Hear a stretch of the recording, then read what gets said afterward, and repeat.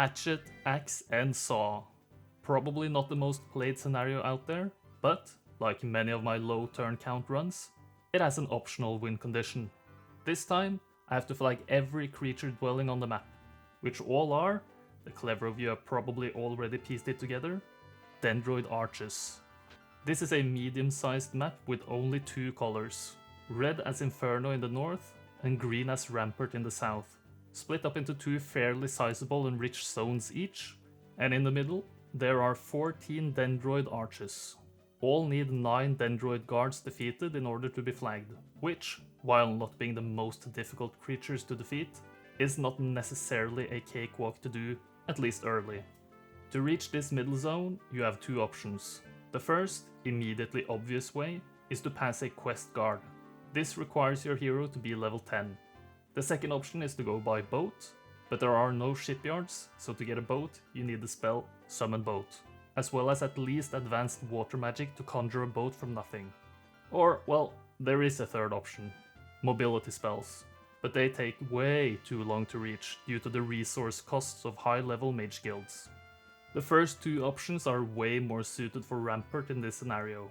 Rampart has access to Gem, who starts with Summon Boat, and will usually learn water magic fairly early, making the boat option viable. And Green's hero starts in the southeast, which is the biggest, most open zone, and also has the most chests easily available, meaning the level 10 goal is quite a bit faster to do than for red. So, I'm playing as green. But which option am I choosing? Boat or levels? There are a few advantages of levels here. It makes fights easier, as you gain primary stats and combat secondary skills, if you choose those, and it makes traversing the map faster through mobility secondary skills, aka logistics. The boat also takes a minimum of 3 days by boarding, sailing and disembarking, and on 2 of those days you get nothing else done. Very inefficient. All this makes the level 10 option the most optimal, in my estimation at least. You need 14,700 XP to reach level 10, and with the average chest giving 950 XP, 5% chance of an artifact, this equals to about 15 chests, give or take. If we do a couple of fights and visit the Learning Stone, maybe 14. However, by looking for a seed where there are more 1500 XP chests, that required number could go down, which would make pathing to the quest guard quite a bit faster. If I can also find something good to use from one or both of the mercenary camps, I don't need to build up my army all that much. Very handy. Since the quest guard disappears after one level 10 hero visits it, I can also send multiple heroes to the middle zone, which would definitely open up some opportunities for a bit of optimization. Do we need a plan at the end here? It's quite straightforward. Fine, Uncle Sandro, fine. So, the plan is get to level 10 ASAP by using my Galaxy Brain level pathing, find something useful in the mercenary camps along the way, get a few heroes through the quest guard, and go maniacal with the lumberjack cosplay. Sounds good? Let's do it.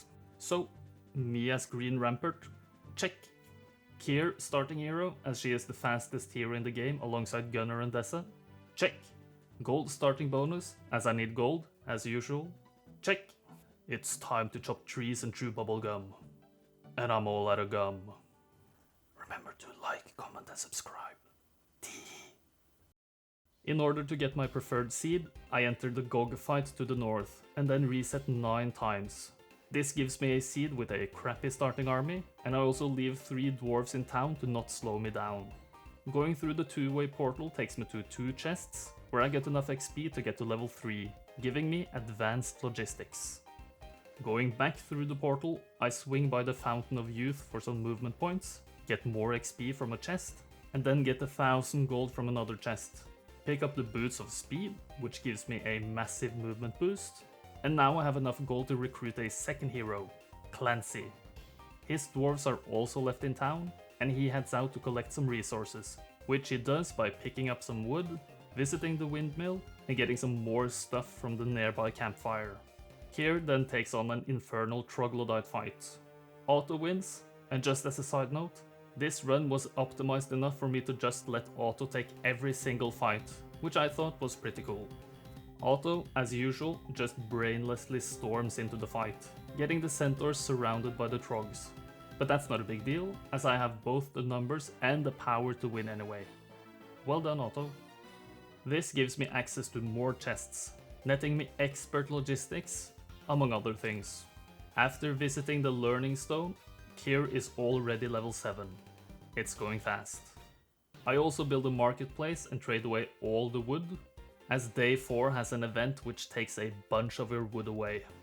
A very tiny optimization.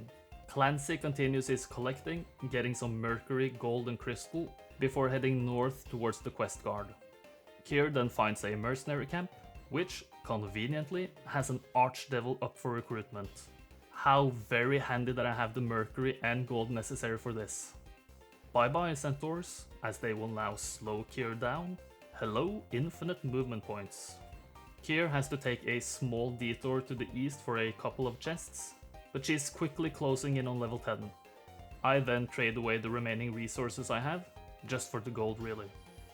A triplet of chests is then discovered by Kyr, which first takes her to level 9, and then to level 10 already on day 5. Really not bad.